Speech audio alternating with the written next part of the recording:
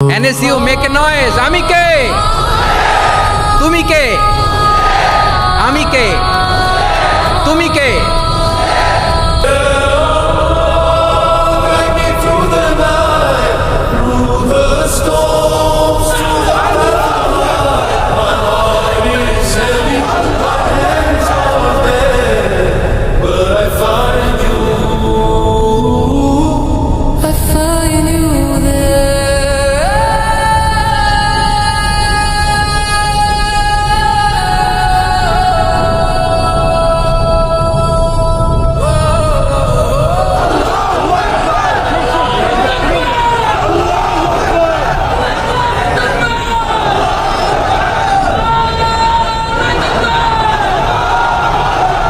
North south university কর্তৃক আয়োজিত আজকের এই কোরআন কনফারেন্স এবং সিরা এক্সিবিশন 2025-এ আপনারা যারা উপস্থিত হয়েছেন আপনাদের সবাইকে জানাচ্ছি আন্তরিক শুভেচ্ছা এবং মোবারকবাদ।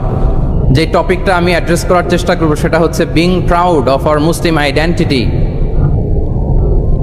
আমরা যে মুসলিম, আমরা আমাদের আত্মপরিচয় নিয়ে গর্ববোধ করি কিনা?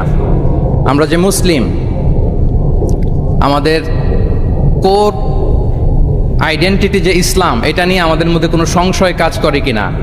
আমরা কোনো ইনফিরিয়রিটি কমপ্লেক্সে হীনমন্যতায় ভুগি কিনা? এই বিষয়টা নিয়ে আজকে কথা বলবার চেষ্টা করবো ইনশাআল্লাহ বিইذনিল্লাহ। আমরা আল্লাহর দরবারে শুকরিয়া আদায় করছি যে আল্লাহ তাআলা আমাদেরকে ইসলাম দিয়ে ধন্য করেছেন। উই আর ব্লেসড উইথ ইসলাম, ঠিক কিনা বলেন? ইসলাম পেয়ে আমরা ধন্য, আলহামদুলিল্লাহ। এবং মজার ব্যাপার হচ্ছে আমাদেরকে ইসলামকে খুঁজে বের করতে হয়নি। অনেক নন মুসলিমদের স্টোরি আপনারা শুনবেন যে তারা নিজের সাথে নিজে যুদ্ধ করে, বোঝাপড়া করে, নিজেকে কনভিন্স করে তারপরে ইসলাম ধর্ম গ্রহণ করেছেন, রিভার্টেড মুসলিম, কনভার্টেড মুসলিম। কিন্তু তার বিপরীতে আমরা বাই বর্ন মুসলিম হিসেবে এই পৃথিবীতে এসেছি, আলহামদুলিল্লাহ। উই আর ব্লেসড উইথ ইসলাম। আমরা সবাই জানি যে ইসলাম শব্দের অর্থ হচ্ছে টু সারেন্ডার, কমপ্লিট সাবমিশন। আল্লাহ তাআলার ইচ্ছার সামনে, আল্লাহ তাআলার আদেশের সামনে সারেন্ডার করা, নিজেকে ফুললি আল্লাহর কাছে সাবমিসিভ ওয়েতে প্রেজেন্ট করা, এটাই হচ্ছে ইসলাম। আল্লাহর আদেশের সামনে, আল্লাহর ইচ্ছার সামনে নিজেকে পেশ করা, কোনো যদি কিন্তু তবে ছাড়া। আই রিপিট, আমি আবারও বলছি, কোনো যদি কিন্তু তবে ছাড়া আল্লাহর আদেশের সামনে, আল্লাহর ইচ্ছার সামনে নিজেকে উজাড় করে দেওয়ার নাম হচ্ছে ইসলাম। আল্লাহর ইচ্ছার সামনে, আদেশের সামনে নিজেকে উজাড় করে দেওয়ার নাম কি? ইসলাম। ইসলামই হচ্ছে আমাদের আইডেন্টিটি, আমাদের আত্মপরিচয় এবং আমাদের সম্মান আল্লাহ রেখেছেন ইসলামে। তাহলে নিজেকে আমরা এমনভাবে আল্লাহর কাছে প্রেজেন্ট করতে হবে, উপস্থাপন করতে হবে, এখানে কোনো যদি কিন্তু তবে কন্ডিশন থাকবে না। আল্লাহ আদেশ করেছেন তো মেনে নিয়েছি। নিজেকে উজাড় করে সঁপে দেয়া, ঠিক যেমনি সাইয়েদনা ইব্রাহিম আলাইহিস সালাম নিজেকে সঁপে দিয়েছিলেন। আল্লাহ তাআলা বলছেন ওয়াইদ ক্বালা লাহু রাব্বুহু আসলিম ক্বালা আসলামতু লিরাব্বিল আলামিন। আল্লাহ তাআলা যখন সাইয়েদনা ইব্রাহিম আলাইহিস সালামকে বলেছিলেন যে ইব্রাহিম আসলিম মানে সারেন্ডার করো, আত্মসমর্পণ করো, তিনি কোনো যদি কিন্তু তবে এগুলোর আশ্রয় নিয়েছিলেন নাকি? বলেন তো। আসলামতু লিরাব্বিল আলামিন, আল্লাহ আমি সারেন্ডার করলাম, আল্লাহ আমি আত্মসমর্পণ করলাম, আল্লাহ আমার নিজেকে আমি আপনার কাছে সঁপে দিলাম। এটাই হচ্ছে ইসলাম। এবং আমাদের সম্মান, আমাদের স্টেটাস, আমাদের ডিগনিটি, আমাদের মর্যাদা আল্লাহ তাআলা রেখেছেন এই ইসলামের ভেতরে। সাইয়েদনা ওমর ফারুক রাদিয়াল্লাহু তাআলা আনহু তিনি বলতেন নাহনু কওমুন আ'আজ্জানাল্লাহু বিল ইসলাম। আমরা তো এমন জাতি যে জাতিকে আল্লাহ তাআলা ইসলাম দিয়ে সম্মানিত করেছেন। আমরা তো এমন জাতি যে জাতিকে আল্লাহ ইসলাম দিয়ে মর্যাদা দিয়েছেন। ফাইন ইবতাগাইনাল ইজ্জাতা বিগাইরিহি আদাল্লানাল্লাহ। ইসলাম ছাড়া অন্য কোথাও যদি আমরা সম্মান তালাশ করি, স্টেটাস, ডিগনিটি, মর্যাদা তালাশ করি, তাহলে আল্লাহ তাআলা আমাদেরকে অপমানিত করে ছাড়বেন। তাহলে আওয়াজ করে বলুন তো, আমাদের সম্মান আর মর্যাদা ইসলামে। আওয়াজ করে বলি, আমাদের মর্যাদা সম্মান কোথায়? ইসলামে। And this is our identity. এটাই আমাদের আত্মপরিচয়। সম্মানিত সুধীমণ্ডলী, আমি আমার আজকের এই আলোচনায় দুইটা বিষয়কে একটু টাচ করবার চেষ্টা করব। এক নাম্বার হচ্ছে why should we feel proud of our identity? আমাদের মুসলিম আইডেন্টিটি নিয়ে আমাদের কেন প্রাউড ফিল করা উচিত, ইসলাম যে কত মহিমান্বিত, কত চমৎকার একটা religion and all encompassing way of life, এটা অনেক সময় আমরা উপলব্ধি করি না। তো আমরা বোঝার চেষ্টা করব যে কেন ইসলাম নিয়ে আমাদের প্রাউড ফিল করা উচিত। আমরা সবাই মুসলিম, এজন্যই কি ইসলাম অনন্য? আমি ইসলাম ধর্মের অনুসারী, তো গায়ের জোরে কি আমি ইসলামকে শ্রেষ্ঠ বলবো? শ্রেষ্ঠ বললে হবে না। আল্লাহ তাআলা এমন কিছু ক্যারেক্টারিস্টিক্স, এমন কিছু ফিচার দিয়ে ইসলামকে সৌন্দর্যমণ্ডিত করেছেন, বিউটিফাই করেছেন, ফলে বাই ডিফল্ট ইসলাম শ্রেষ্ঠ। আল্লাহু আকবার। এটা জোর করে, তর্ক করে, চাপার জোরে ইসলামকে শ্রেষ্ঠ প্রমাণ করা লাগবে না। বাই ডিফল্ট ইসলাম শ্রেষ্ঠ। এমন কিছু ফিচার আল্লাহ তাআলা আমাদেরকে দিয়েছেন ইসলামের ভেতরে, যে কারণে ইসলাম বাই ডিফল্ট এটা শ্রেষ্ঠ একটি ধর্ম। কি কি ফিচার দিয়ে আল্লাহ তাআলা ইসলামকে সমৃদ্ধ করেছেন, কেন ইসলাম অনন্য, কেন আমাদের মুসলিম আইডেন্টিটি নিয়ে আমাদের প্রাউড ফিল করা উচিত, এ বিষয়ে প্রথমে কথা বলবো। এরপরে কথা বলবো what should we do to protect our Muslim identity, কেন আমরা প্রাউড ফিল করব মুসলিম আইডেন্টিটি নিয়ে। এরপরে কথা বলবো এই মুসলিম আইডেন্টিটিকে আমরা কিভাবে প্রোটেক্ট করতে পারি। তাহলে প্রথমে ইসলামকে আল্লাহ তাআলা কি কি অনন্য ফিচার, ক্যারেক্টারিস্টিক্স, বৈশিষ্ট্য দিয়ে ধন্য করেছেন, আমরা যদি এই টপিকে কথা বলি তাহলে দেখব যে আল্লাহ তাআলা ইসলামকে একটা knowledge based way of life বানিয়েছেন। এটা জ্ঞানভিত্তিক ধর্ম। অজ্ঞতার সাথে, ইগনোরেন্সের সাথে এই ধর্মের কোনো সম্পর্ক নেই। এবং ইসলামের প্রথম যে বাণীটি, কোরআনের প্রথম যে আয়াতটি, দ্য ভেরি ফার্স্ট ভার্স আল্লাহ তাআলা যে নাজিল করেছেন, সেখানেও আল্লাহ তাআলা আমাদেরকে জ্ঞানার্জনের কথা বলেছেন। হেরা গুহায় সূরা আলাকের প্রথম যে আয়াতটি নাজিল হয়েছে সেটি কি ছিল? ইকরা। আওয়াজ করে বলুন সেটি কি? ইকরা বিসমি রাব্বিকাল্লাযী খালাক, read in the name of your lord who has created, পড়ো তোমার প্রভুর নামে যিনি শিখিয়েছেন। তাহলে ইসলামের প্রথম কথাই হচ্ছে পড়ো, এক্সপ্লোর করো, ইনোভেট করো, ডেভেলপ করো। ইসলামের প্রথম কথাই হচ্ছে পড়া। জ্ঞানের সাথে নিজেকে জুড়ে রাখো, অজ্ঞতার সাথে ইসলামের কোনো সম্পর্ক। এবং জ্ঞানকে আল্লাহ রাসূল সাল্লাল্লাহু আলাইহি ওয়াসাল্লাম বিশ্বময় ছড়িয়ে দিতে বলেছেন। Knowledge has no boundaries.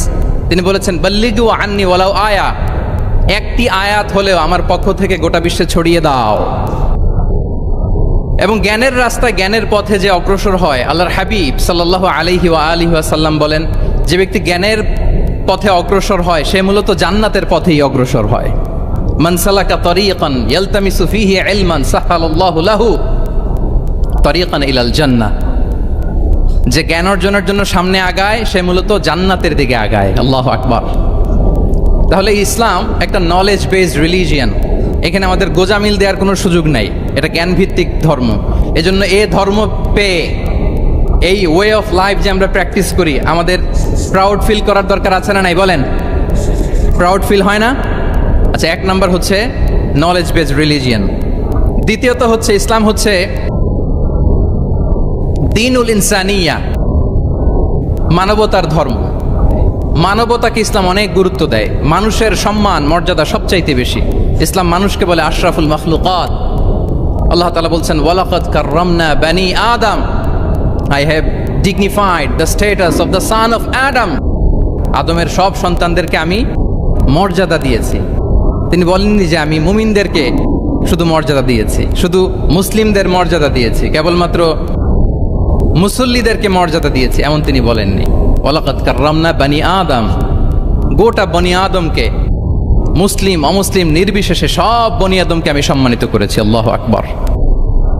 এভাবে ইসলাম মানবতার কথা বলে এবং মানুষের জন্য যে কাজ করে ইসলাম তাকে শ্রেষ্ঠ মানুষ বলেছে। খয়রুন নাস আনফাউহুম লিন-নাস, মানুষের মধ্যে শ্রেষ্ঠ সে মানুষ যে অন্যের কাজে লাগে, যে মানবতার উপকারে আসে, সে শ্রেষ্ঠ মানুষ। এভাবে ইসলাম মানবতার জয়গান গেয়েছে। আল্লাহ রাসূল সাল্লাল্লাহু আলাইহি ওয়াসাল্লামের সামনে দিয়ে একবার একটা লাশ যাচ্ছিল। তিনি সাহাবাদেরকে নিয়ে বসেছিলেন।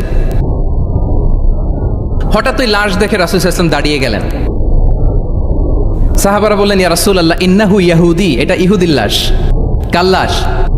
জুইশ, ইহুদির লাশ। আপনি দাঁড়ালেন যে? রাসূল সাল্লাল্লাহু আলাইহি ওয়াসাল্লাম বললেন আওয়ালাইসাত নাফসান, সে হোক ইহুদি, সে কি মানুষ নয়? এটা কি একটা প্রাণ নয়? এটা কি একটা আত্মা নয়? আমি তো ইহুদি, খ্রিস্টান, আস্তিক, নাস্তিক সেটা দেখিনি, আমি মানুষ, এ কারণে সম্মান দিয়ে দাঁড়িয়ে গিয়েছি। আল্লাহু আকবার। তাহলে ইসলাম হচ্ছে দ্য রিলিজিয়ন অফ হিউম্যানিটি, মানবতার ধর্ম। যারা আমাদেরকে মানবাধিকার শিখায়, যারা মানবতার কথা বলতে চায় আমাদের কাছে এসে, তাদের খুব ভালো করে এগুলো জেনে নেওয়া উচিত যে ১৫০০ বছর আগে ইসলাম যেভাবে মানবতাকে উচ্চে তুলে ধরেছে, মানুষের মর্যাদাকে সবচেয়ে উপরে তুলে ধরেছে, মানুষকে আশরাফুল মাখলুকাত বলেছে, নতুন করে মানবতা তাদের কাছ থেকে আমাদের শেখা লাগবে না। তাহলে ১ নম্বর হচ্ছে ইসলাম জ্ঞান ভিত্তিক ধর্ম। ২ নম্বরে বললাম ইসলাম হচ্ছে মানবতার ধর্ম। ৩ নম্বর হচ্ছে ইসলামে আল্লাহ তাআলা যে সমস্ত বিধিবিধান আমাদেরকে দিয়েছেন, ইসলামের যে রুলিংসগুলো আছে এগুলো খুব ফ্লেক্সিবল। মোটেও আপনার কাছে এটাকে অসম্ভব মনে হবে না, মানতে যে কঠিন লাগবে না, বুঝতে সহজ, মানতে সহজ, এরকম চমৎকার বিধিবিধান আল্লাহ তাআলা ইসলামের ভেতরে দিয়েছেন। তার মানে মানুষের সুবিধা অসুবিধাকে ইসলাম আমলে নেয়।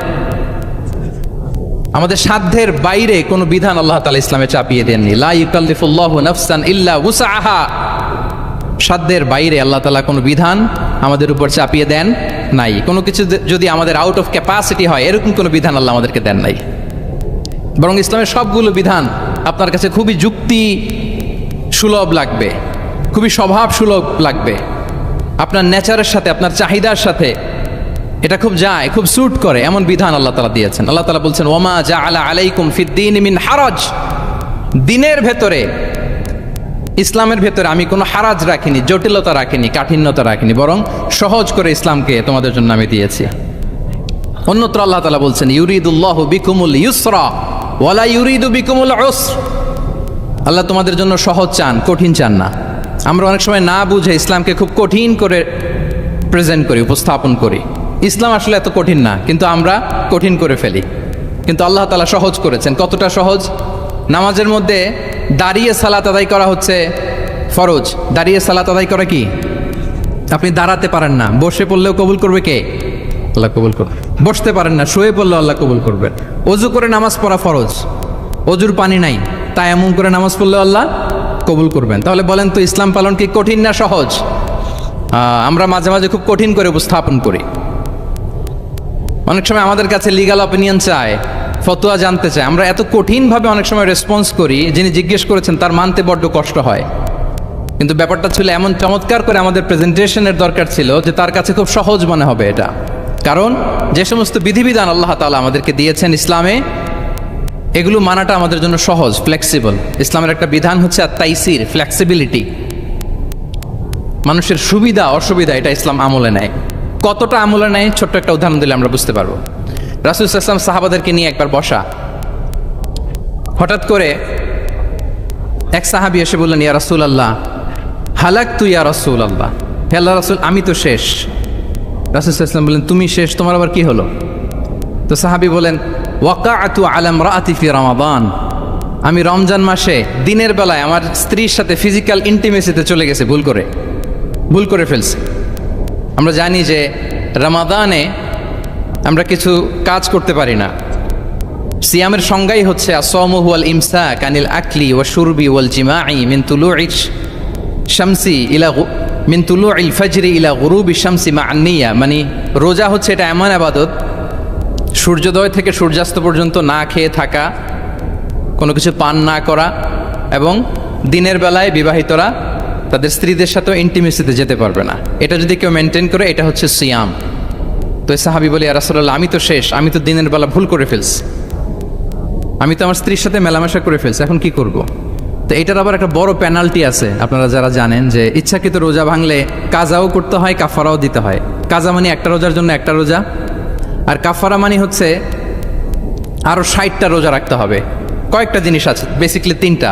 তো রাসূল সাল্লাল্লাহু আলাইহি ওয়াসাল্লাম তাকে বললো যে তোমার তো পেনাল্টি হয়েছে, তুমি তো বড় ভুল করে ফেলছো, তো তোমার কাছে কি এরকম কোনো দাস আছে যেটাকে তুমি আজাদ করে দিতে পারবা, মুক্ত করে দিতে পারবা, তাহলে পেনাল্টি আদায় হয়ে গেল। সে বলে ইয়া রাসূলুল্লাহ না, আমার তো এত সক্ষমতা নাই, আমার কাছে তো কোনো দাস নাই। আচ্ছা দাস নাই, তো রাসূল সাল্লাল্লাহু আলাইহি ওয়াসাল্লাম বললেন তাইলে তুমি টানা 2 মাস রোজা রাখতে হবে, তাইলেও পেনাল্টি হয়ে যাবে, আদায় হয়ে যাবে, পারবা? সে বলে ইয়া রাসূলুল্লাহ 2 মাস রোজা রাখা তো এটা কঠিন হয়ে যায়, ইটস নট এ জোক। টানা 60 দিন কি করে রোজা রাখা? তো রাসূল সাল্লাল্লাহু আলাইহি ওয়াসাল্লাম বললেন এটাও পারবো না, তাহলে 60 জন মিসকিনকে খাবার খাইয়ে দিতে হবে এজ এ পেনাল্টি। এটা বড় অন্যায় করে ফেলছো, 60 জন মিসকিনকে খাবার খাওয়াবে, এটা পারবা? সে বলে ইয়া রাসূলুল্লাহ এটাও পারবো না। তাহলে কয়টা অপশন দিয়েছিলেন রাসূল সাল্লাল্লাহু আলাইহি ওয়াসাল্লাম? আওয়াজ করে বলেন তো কয়টা? একটাও উনি পারবে না। দাসও আজাদ করতে পারবে না, 2 মাস রোজাও রাখতে পারবে না, 60 জনকে খাওয়াতেও পারবে না।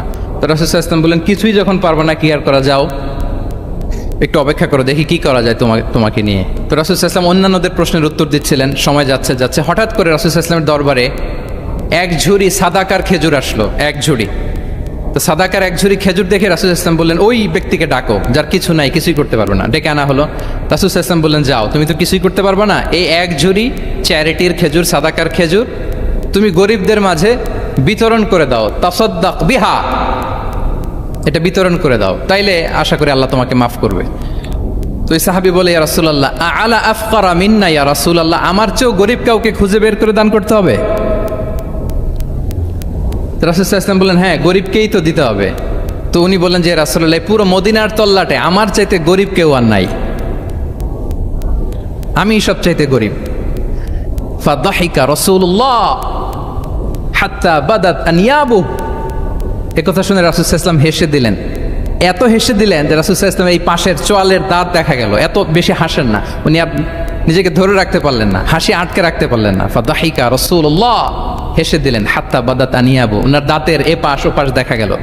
তো রাসূল সাল্লাল্লাহু আলাইহি ওয়াসাল্লাম বললেন যাও, দাস মুক্তি করতে পারবো না, 2 মাস রোজাও রাখতে পারবো না, তারপরে 60 জনকে খাবারও খাওয়াতে পারবো না, এখন দিলাম চ্যারিটির 1 ঝুড়ি খেজুর, এটা গরিবদের মধ্যে দান করে দাও। তুমি বলো যে তোমার চেয়ে গরিব আর কেউ নাই, তো কি করা, যাও তুমি তোমার ফ্যামিলি নিয়ে এটা খাও, তোমার ফ্যামিলির মেম্বার্স যারা আছে এদেরকে নিয়ে এটা কি করো, খাও। দেখেন আমাদের সুবিধা অসুবিধাকে ইসলাম কতটা বিবেচনায় নেয়। আসছিল পেনাল্টি দিতে, কথা বুঝতেছেন আমার? ওই সাহাবী রাসূল সাল্লাল্লাহু আলাইহি ওয়াসাল্লামের কাছে আসছিল কি দিতে, পেনাল্টি, এখন নিয়ে গেল কি 1 ঝুড়ি। আল্লাহু আকবার পড়বেন না? দিস ইজ আওয়ার ইসলাম, যেটা নিয়ে আমাদের প্রাউড ফিল করা উচিত। কি বলেন? আমাদের যে ধর্ম জ্ঞানের কথা বলে, আমাদের যে ধর্ম মানবতার কথা বলে, আমাদের যে ধর্ম এমন বিধান দেয় যেটা মানতে পালন করতে আমাদের কষ্ট হয় না, বরং আমাদের সুবিধা অসুবিধা বিবেচনায় নেয়, সে ধর্ম নিয়ে, সে ইসলাম নিয়ে আমাদের প্রাউড ফিল করা উচিত কিনা বলেন? শুনি নাই আমি, ইয়েস অর নো? আচ্ছা গেল ফ্লেক্সিবিলিটি। আচ্ছা, অন্যের অধিকারের ব্যাপারে সচেষ্ট থাকতে বলে ইসলাম। সুবহানাল্লাহ। আল মুসলিমু মান সালিমাল মুসলিমুনা মিন বিলিসানিহি ওয়া ইয়াদিহি, মুসলিম তো সে যার হাত থেকে, যার হাতের অনিষ্ট, মুখের অনিষ্ট থেকে তার আশেপাশের ভাইয়েরা নিরাপদে থাকে, সে হচ্ছে মুসলিম। তার মানে আপনার হাত দিয়ে, আপনার কথা দিয়ে, আপনার কাজ দিয়ে আপনি আশেপাশের কাউকে যদি কষ্ট দেন, আপনি মুসলিম হতে পারবেন? আপনি আশেপাশের কাউকে কষ্ট দিতে পারবেন না। আপনার নেইবরকে যদি আপনি কষ্ট দেন, আপনি মুসলিম হতে পারবেন না। আপনি অন্যের প্রাইভেসিতে যদি ইন্টারফেয়ার করেন, কারো প্রাইভেসি যদি ভায়োলেট করেন, আপনি ভালো মুসলিম হতে পারবেন? কারো পার্সোনাল স্পেসে যদি আপনি নাক গলান, আপনি যদি ইন্টারফেয়ার করেন, তাহলে আপনি ভালো মুসলিম হতে পারবেন? অন্যের অধিকারের ব্যাপারে ইসলাম আমাদেরকে সচেষ্ট থাকতে বলে। ইসলাম বলে ওয়ালা তাজাসসু, খবরদার, খবরদার গোয়েন্দাগিরি করো না, কারো পার্সোনাল স্পেসে নাক ঢুকিও না, যেটা তোমার ইস্যু না, যেটা তোমার বিজনেস না, ওখানে তুমি কভু যাবে না। কিন্তু আমরা এগুলো ভায়োলেট করি, দেদারসে, কি বলেন, করি না?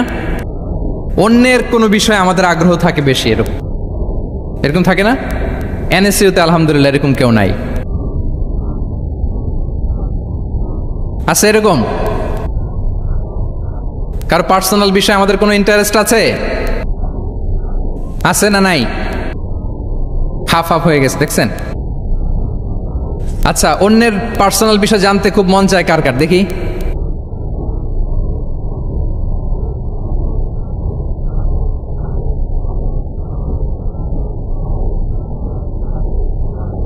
হাত তুলে ফেলছে কয়েকজন, আল্লাহ হেদায়েত দেখ আমাদেরকে। আচ্ছা, অন্যের পার্সোনাল বিষয়ে নাক গলায় না, এরকম কারা কারা, দেখি। মাশাআল্লাহ, মাশাআল্লাহ, মাশাআল্লাহ। ঠিক আছে, হাত নামান। ঠিক আছে, এবার দুইবারের একবারও যারা হাত তোলেন নাই তারা হাত তোলেন। আপনারা কি করেন? আচ্ছা, তাহলে অন্যের পার্সোনাল ইস্যুতে আমরা আজকে থেকে নাক গলাবো, তা আমরা ভুল করে ফেলি। ইনশাল্লাহ আমরা এমনটা করব না। আমরা অনেক সময় খুঁচিয়ে খুঁচিয়ে তার পার্সোনাল বিষয় জানতে চাই।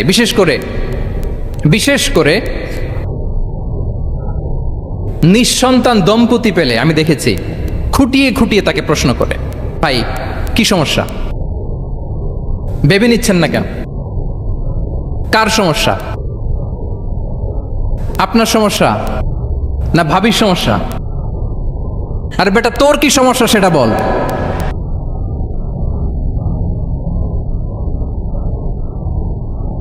একজন নিঃসন্তান দম্পতি কি পরীক্ষার মধ্য দিয়ে যায় আমাদের কোনো আইডিয়া আছে? তার এই পরীক্ষার মধ্যে যদি আমরা কাটা গায়ে নুনের ছিটা যদি দেই তাহলে তার কেমন লাগবে বলেন তো? আছে তো সে পরীক্ষার মধ্যে, খুঁটিয়ে খুঁটিয়ে আমরা তাকে বিব্রত করার চেষ্টা করি। আল্লাহ আমাদেরকে হেফাজত করুক। এগুলো আমরা করব না ইনশাআল্লাহ, বলেন। তাহলে দেখেন, যে ইসলাম আমাদেরকে ইনস্ট্রাক্ট করে, খবরদার কারো পার্সোনাল স্পেসে নাক গলাবা না। হ্যাঁ, প্রত্যেকের একটা প্রাইভেট স্পেস আছে, কেউ এখানে ইন্টারফেয়ার করতে পারবে। ইসলাম আমাদেরকে অন্যের রাইটসের ব্যাপারে সচেতন থাকতে বলে। ইসলাম আমাদেরকে কমিউনাল হারমোনির কথা বলে, সাম্প্রদায়িক সম্প্রীতি। আমরা মুসলিম, এদেশে আমরা মুসলিম সংখ্যাগরিষ্ঠ, কিন্তু আমাদের হিন্দু ভাইয়েরা আছে, বৌদ্ধরা আছে, তাদের সাথে মিলেমিশে থাকার কথা বলে। এবং রাসূল সাল্লাল্লাহু আলাইহি ওয়াসাল্লাম তো মদিনাতে যে তাই করেছেন, মদিনা চার্টার করেছেন। জুইশরা ছিল, পেগানরা ছিল, মুসলিমরা ছিল, সবাইকে নিয়ে তিনি মদিনা চার্টার করেছেন। পরবর্তীতে তারা বিট্রে করার কারণে, ট্রেচারের কারণে এই মদিনা চার্টার ভঙ্গ হয়েছে, কিন্তু রাসূল সাল্লাল্লাহু আলাইহি ওয়াসাল্লামের পক্ষ থেকে কোনো না ছিল না। তাহলে এই যে পরমত সহিষ্ণুতা, রিলিজিয়াস কোএক্সিস্টেন্স, ধর্মীয় সহাবস্থান, এটার কথা ইসলাম আমাদেরকে বলে। এবং কতটা জোরালোভাবে বলে আপনি অবাক হবেন। মাইনরিটি রাইটসকে ইসলাম এমনভাবে প্রিজার্ভ করেছে।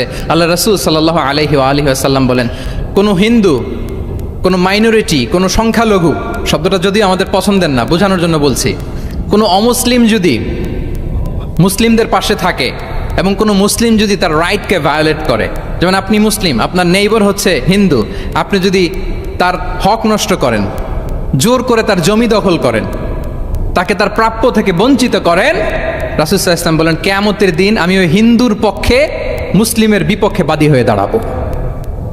আল্লাহু আকবার। রাসূল সাল্লাল্লাহু আলাইহি ওয়াসাল্লাম ওই হিন্দুর পক্ষে, আমি রাসূল সাল্লাল্লাহু আলাইহি ওয়াসাল্লামের উম্মত, আমার বিপক্ষে দাঁড়াবেন। আল্লাহু আকবার। What a marvellous statement. আল্লাহু আকবার। সংখ্যালঘুদের উপর যদি কেউ কোনো মুসলিম অত্যাচার করে, রাসূল সাল্লাল্লাহু আলাইহি ওয়াসাল্লাম বলেন তুমি আমার উম্মত হতে পারো, কিন্তু তোমার পক্ষে না, আমি ওই মাজলুমের পক্ষে কিয়ামতের দিন দাঁড়াবো। দিস ইজ ইসলাম। ইসলাম আমাদেরকে অন্য যে ফেইথ আছে, Islam teaches us to respect other faith. অন্যান্য যে ফেইথগুলো আছে এগুলোর প্রতি শ্রদ্ধা দেখাতে বলে, সম্মান দেখাতে বলে। আল্লাহ তাআলা বলছেন ওয়ালা তাসুব্বুল্লাযীনা ইয়াদউনা মিন দুনিল্লাহি ফায়াসুব্বুল্লাহা আদওয়াম বিগাইরি ইলম। ওহে বিশ্বাসীরা, আল্লাহকে ছাড়া তারা যাদেরকে ডাকে, যাদের উপাসনা করে, ওই সমস্ত দেব দেবীকে তোমরা গালি দিও না। ফলে রাগান্বিত হয়ে অজ্ঞতাবশত তারা আল্লাহকে গালি দিবে। কথা বুঝতে পেরেছেন? ওরা নানা কিছুর উপাসনা করে, কিন্তু আমরা কি যেসব জিনিসের তারা উপাসনা করে তাদেরকে গালি দিতে পারবো বলেন? আল্লাহ স্পষ্ট করে বলেছেন খবরদার তাদের দেবতাদের গালি দিও না, তাহলে ওরা আল্লাহকে গালি দিবে। তাহলে কেমন যেন আল্লাহকে গালি খাওয়ানোর কারণ হলাম কে? আমি। কেউ যদি অন্য ধর্মকে ছোট করে সে মূলত ইসলামকে ছোট করে। আই রিপিট, আমি আবারও বলছি, যে অন্য ধর্মকে ছোট করে সে ইসলামকে ছোট করে। তাহলে অন্যান্য যে ফেইথ আছে এগুলোর ব্যাপারে আমাদেরকে শ্রদ্ধাশীল থাকতে বলেছে ইসলাম। সর্বশেষ ব্যালেন্সড অ্যাপ্রোচের কথা ইসলাম আমাদেরকে বলেছে। আমরা যেন ভারসাম্যপূর্ণ জীবন আচরণে বিশ্বাসী হই, আমাদের কথায়, আমাদের কাজে, আমাদের বিশ্বাসে, আমাদের আচরণে। দাওয়াতি কাজ করার ক্ষেত্রে, ইসলামকে বোঝার ক্ষেত্রে, ইসলামকে বোঝানোর ক্ষেত্রে আমাদেরকে ব্যালেন্সড অ্যাপ্রোচে বিশ্বাসী হতে হবে, ভারসাম্যপূর্ণ আচরণ করতে হবে, যেটাকে আরবিতে বলে আল ওয়াসাতিয়া। আলহামদুলিল্লাহ, শাইখ আহমদুল্লাহ আমাদের মাঝে উপস্থিত হয়েছেন, আমরা পড়ি আলহামদুলিল্লাহ। এদেশের একেবারে বিদগ্ধ স্কলার্স যারা আছেন, লিডিং ইসলামিক স্কলার্স, ওনারা আপনাদের এই কনফারেন্সে এসেছেন। আলহামদুলিল্লাহ, আপনারা চমৎকার চমৎকার আলোচনা শুনেছেন। আমার পরপরই আপনারা শায়েখের আলোচনা শুনবেন ইনশাআল্লাহ বিইذনিল্লাহ। আমি খুব অল্প সময়ের মধ্যে শেষ করে দিব। তাহলে 7 নম্বরে বলছিলাম ইনশাআল্লাহ। জি জি, আছি আছি আছে ইনশাআল্লাহ। না ঠিক আছে।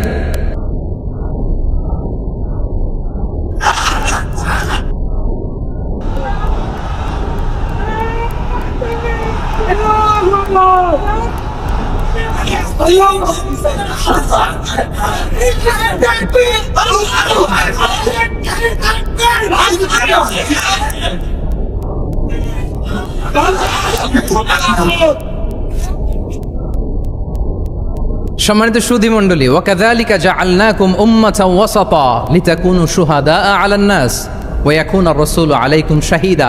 আমরা হচ্ছি মধ্যমপন্থী জাতি। ইসলাম আমাদেরকে বাড়াবাড়িও শেখায় না, ছাড়াছাড়িও শেখায় না, বরং মাঝামাঝি থাকতে বলে। আলহামদুলিল্লাহ বলেন।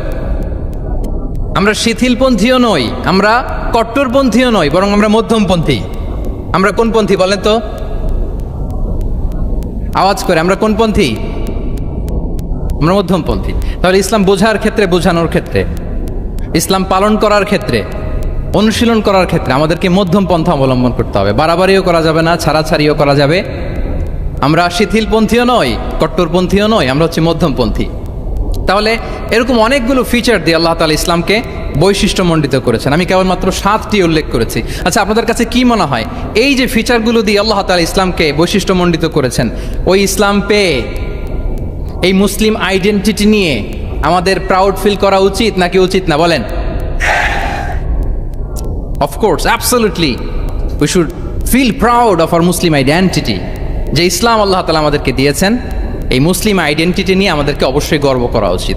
এখন আমি বলবো, what should we do to protect our Muslim identity? এই যে আমরা ইসলাম পেলাম, আপনারা বলেছেন যে আমরা ব্লেসড উইথ ইসলাম, ইসলাম পেয়ে আমরা ধন্য। তো এই মুসলিম আইডেন্টিটি, আমাদের এই মুসলিম পরিচয়, এটাকে আমরা রক্ষা করব কিভাবে? এখানে বেশিরভাগ তরুণ যুবক, মাশাআল্লাহ, আপনাদের উদ্দেশ্যে সামান্য কয়েকটি পয়েন্টস বলেই যে আমাদের মুসলিম আইডেন্টিটিকে আমরা কিভাবে প্রোটেক্ট করব, কয়েকটা পয়েন্ট বলেই আমি আমার আলোচনা শেষ করবো ইনশাআল্লাহ বিইذনিল্লাহ। মৌলিকভাবে যদি বলতে হয়, আমাদের এই মুসলিম আইডেন্টিটি যদি আমাদেরকে প্রিজার্ভ করতে হয়, প্রোটেক্ট করতে হয়, সর্বপ্রথম যেটা আমাদেরকে করতে হবে সেটা হচ্ছে অন টাইমে আমাদেরকে সালাত আদায় করতে হবে। 5 times prayer on time. Push yourself to go to mosque for offering salah. নিজেকে পুশ করতে হবে। প্রথম হিসেব নিবেন। এনএসইউর যুবক ভাইয়েরা আমার দিকে তাকান। প্রথম আল্লাহ তাআলা হিসেব নিবেন কিয়ামতের ময়দানে এই সালাতের। আউয়ালু মা ইউহাসাবু বিহিল আবদু ইয়াউমাল কিয়ামাতি আস-সালাহ। সর্বপ্রথম আল্লাহ তাআলা এই সালাতের হিসাব নেবে। এই সালাতের হিসাব যদি আমরা সুন্দর করে দিতে পারি, সব সুন্দর হয়ে যাবে। এবং ঈমান আর কুফরের মাঝে পার্থক্য হচ্ছে এই সালাহ। আওয়াজ করে বলুন, ঈমান আর কুফরের মাঝে পার্থক্য কি? এটাতে কোনো ছাড় নাই, compulsory. Push yourself to offer Salah on time. এটাই আমাদের আইডেন্টিটি। মুসলিম আইডেন্টিটির প্রথম কথা হচ্ছে সালাত। যার সালাত নাই তার ঈমান নাই। আওয়াজ করে বলেন, যার সালাত নাই তার কি নাই? আমাদের অনেক তরুণরা মুসলিম উম্মার মুক্তি কিভাবে হবে এটা নিয়ে খুব পেরেশান, কিন্তু সালাতের ব্যাপারে উদাসীন। এরকম আছে না নাই? এটা হইল? এটা যায়? হ্যাঁ, যে ব্যক্তি মুসলিম উম্মার মুক্তি নিয়ে টেনসড, সে সালাতে উদাসীন, এটা মেনে নেওয়া যায় না। তাহলে মুসলিম আইডেন্টিটি প্রোটেক্ট করতে হলে সর্বপ্রথম আমাদেরকে সালাতে যত্নবান হতে হবে, 1 নাম্বার। 2 নাম্বার হচ্ছে আল কোরআন আল কারীমের সাথে আমাদের অ্যাটাচমেন্টটাকে মজবুত করতে হবে। 1 নাম্বার হচ্ছে সালাত, মুসলিম আইডেন্টিটির। 2 নাম্বার হচ্ছে কোরআন। আওয়াজ করে বলেন, 2 নাম্বার কি? কোরআনের সাথে আমাদের অ্যাটাচমেন্ট বাড়াইতে হবে। অনেকের কোরআনের ইন ডেপথ নলেজ অনেক ভালো, কোরআনের রিফ্লেকশনগুলো খুব ভালো জানে, কিন্তু কোরআন তেলাওয়াতের বেহাল দশা। এরকম আছে না? আবার আমাদের অনেক ভাইদের কোরআন তেলাওয়াত মাশাআল্লাহ খুব বিশুদ্ধ, কিন্তু তার আবার কোরআনের রিফ্লেকশনগুলো জানা নাই। দুইটাই আমাদের জন্য crisis. Recitation and reflection both are needed, দুইটাই লাগবে, দুইটাই লাগবে। যে প্রজন্ম কোরআন জানে না তারা কখনো সফল হতে পারে না। আই রিপিট, আমি আবারও বলছি, যে প্রজন্ম কোরআন জানে না তারা কখনো সফল হতে পারে না। তাহলে আমাদের মুসলিম আইডেন্টিটিকে যদি প্রিজার্ভ করতে হয়, প্রোটেক্ট করতে হয়, প্রথমে আমাদেরকে সালাতের ব্যাপারে সোচ্চার হইতে হবে, সচেতন হইতে হবে। 2 নম্বরে কোরআনের সাথে আমাদেরকে অ্যাটাচমেন্ট বাড়াইতে হবে। কোরআন যেমনি বিশুদ্ধভাবে আমার আবৃত্তি করতে, তেলাওয়াত করতে জানতে হবে, আবার কোরআনের রিফ্লেকশনগুলো, কোরআনের শিক্ষাগুলো আমাদেরকে জানতে হবে। দুটো গেল। 3 নম্বর হচ্ছে হালাল হারাম কনসার্ন। হালাল যদি আপনি মেনটেন না করেন, আপনার কোনো মুসলিম আইডেন্টিটি নাই। আল্লাহ বলছেন কুলু মিম্মা ফিল আরদি হালালান তাইয়্যিবা, এই জমিনে যেগুলোকে আমি হালাল করেছি এগুলো তোমরা কনজিউম করো। সম্মানিত শুধু খেয়াল রাখবেন, হালালের ভেতরেই বরকত আছে। হালালে কি আছে? হারামে কোনো বরকত নেই। হারামে আছে সাময়িক উত্তেজনা আর উন্মাদনা,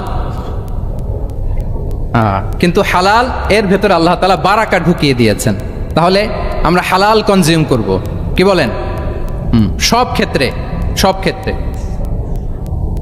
হারাম খেয়ে, হারাম কনজিউম করে যে ব্যক্তি দোয়া করে, যারা হারাম খায় তাদের দোয়া আল্লাহ কবুল করে না। এবং হারাম খেয়ে বর্ধিষ্ণু দেহ আল্লাহর জান্নাতে প্রবেশ করবে না। লা ইয়াদখুলুল জান্নাতা জাসাদুন গুযিয়া বিল হারাম, হারাম খেয়ে যে দেহ নাদুস নুদুস হয়েছে ওই দেহ কখনো আল্লাহর জান্নাতে প্রবেশ করবে না। এজন্য খবরদার, আমাদের সব কিছু আমরা হালাল দিয়ে সাজাবো ইনশাআল্লাহ। বলেন সবাই। আমাদের অনেকে একটা ভুল করে, সেটা হচ্ছে অনেকে খাবারের ক্ষেত্রে খুব কনসার্ন, যেটা হালাল হইতে হবে, যেটা আমি কনজিউম করব এটার ব্যাপারে খুব কনসার্ন, কিন্তু অন্যান্য বিষয়ে তার আর কোনো খেয়াল নাই, ভ্রুক্ষেপ নাই। এরকম আছে না নাই বলেন? আমাদের সরকারি বিভিন্ন অফিসগুলোতে ঘুষ আছে না? ঘুষ আছে। দেখবেন সরকারি অনেক হিন্দু কর্মকর্তা গরুর গোশত খায় না।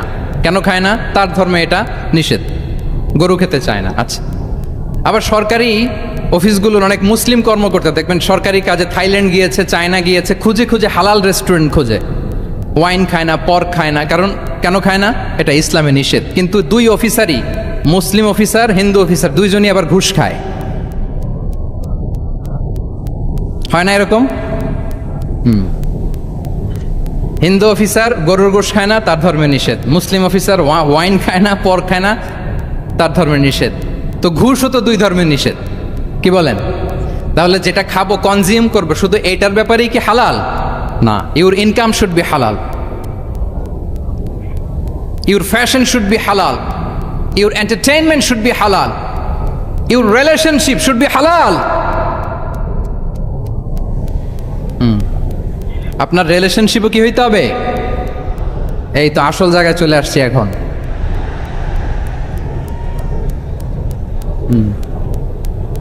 হালাল রিলেশনশিপ কোনটা? বিয়ে। এই পবিত্র বিয়ের মাধ্যমে আমরা এই হালাল রিলেশনশিপকে উপভোগ করতে পারবো। এর বাইরে আর কোনো রিলেশনশিপে যাওয়া যাবে? প্রি ম্যারিজ রিলেশনশিপ, এটা কি হালাল না হারাম?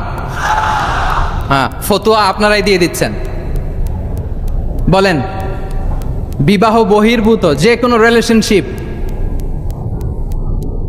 হালাল নাকি হারাম? এক্সট্রা ম্যারিটাল যে কোনো রিলেশনশিপ বলেন হালাল নাকি হারাম?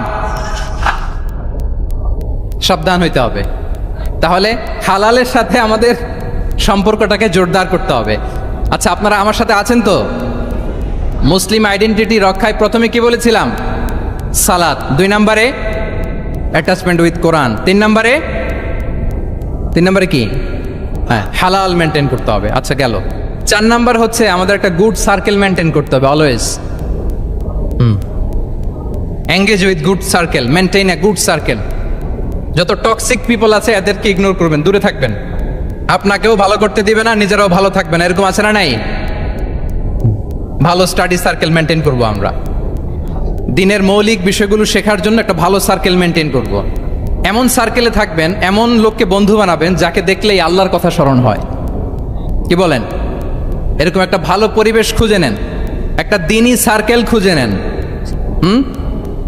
Never stop learning Islamic knowledge. যারা এই যে নলেজ শেয়ারিং সেশন করে, ইসলামিক হালাকা করে, কোরআনিক স্টাডি সার্কেল করে, এই সার্কেলগুলোর সাথে আমরা থাকবো ইনশাআল্লাহ। কি বলেন? সবাই থাকবেন তো? তা না হলে মুসলিম আইডেন্টিটি আমরা প্রোটেক্ট করতে পারবো না। আচ্ছা, 5 নম্বরে হচ্ছে এঙ্গেজ উইথ গুড ওয়ার্ক, কল্যাণমূলক কাজের সাথে নিজেকে আমরা জড়িয়ে রাখবো। এই যে টাইমটা আপনার লাইফের সবচেয়ে ক্রিম টাইম আপনি পার করছেন, বেশিরভাগ শ্রোতাই তো এখানে তরুণ এবং যুবক, এই সময় আপনি আর পাবেন না, কখনো পাবেন না। এই টাইমটাকে যেন আমরা কাজে লাগাই। এমন সময় আপনারা পার করছেন, আপনারা চাইলে বাতাসের গতিকে আপনারা পাল্টে দিতে পারেন, সাগরের স্রোতকে উল্টে দিতে পারেন, আপনারা চাইলে ইতিহাস গড়তে পারেন। এই যে 24-এর এই যে আপরাইজিং হলো, কারা করেছে এটা? হ্যাঁ, প্রবীণরা না নবীনরা? বলেন তো। এই যে আবু সাইদ বুক টান টান করে যে দাঁড়িয়েছে, সে কি বুড়া মানুষ ছিল না যুবক ছিল আপনাদের মতো? আল্লাহ রাসূল সাল্লাল্লাহু আলাইহি ওয়া আলিহি ওয়াসাল্লাম তিনি বলেন, ইগতানিম খামসান ক্বাবলা খামসিন, 5 জিনিস ফুরিয়ে যাওয়ার আগে 5 জিনিসকে গনিমত মনে করো, গুরুত্বপূর্ণ মনে করো। এর মধ্যে একটা হচ্ছে শাবাবাকা ক্বাবলা হারামিক, তোমার বার্ধক্য আসার আগে তোমার এই যৌবনকে, প্রৌঢ়ত্বের আগে এই যৌবনকে কাজে লাগাও। এবং কিয়ামতের দিন আল্লাহ তাআলা 7 শ্রেণীর ব্যক্তিকে তার সুশীতল আরশের নিচে ছায়া দিবেন, যেদিন আল্লাহর আরশের সুশীতল ঠান্ডা ছায়া ছাড়া আর কোনো ছায়ার ব্যবস্থা থাকবে না। ওই 7 শ্রেণীর ব্যক্তির মধ্যে এক ব্যক্তি হচ্ছে ওয়া শাবুন নাশাআ ফি ইবাদাতিল্লাহ, এমন যুবক যে আল্লাহর ইবাদতে তার যৌবনকে কাটিয়েছে। বলেন ওইরকম যুবক হতে আমরা চাই কি চাই না? হ্যাঁ, তাহলে আমাদের এই যৌবনকে আমরা কাজে লাগাবো। 6 নম্বরে হচ্ছে কনসিস্টেন্সি, ধারাবাহিকতা, আরবিতে বলে আল মোদাওয়ামা।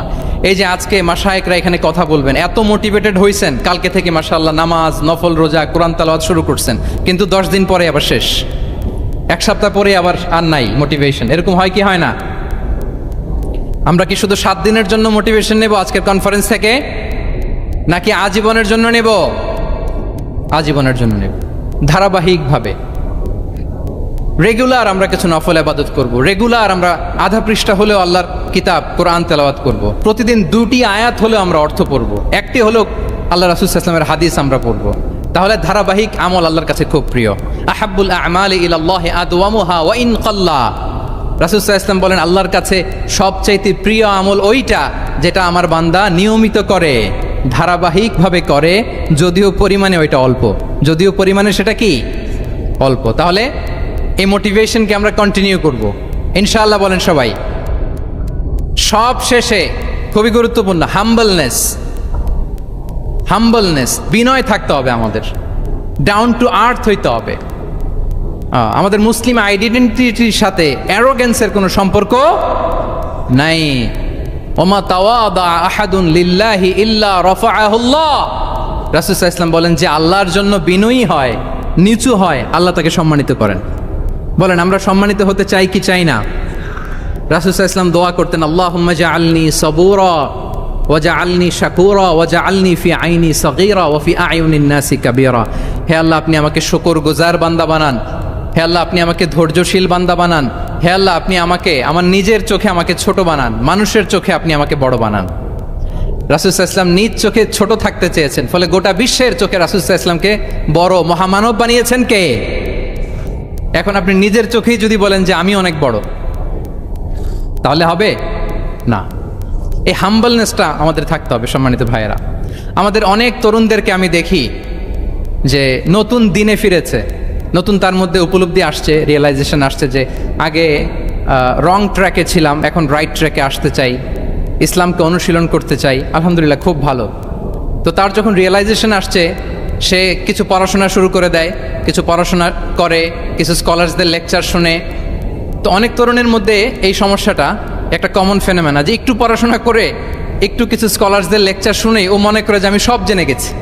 কি মনে করে? আমি সব জেনে গেছি।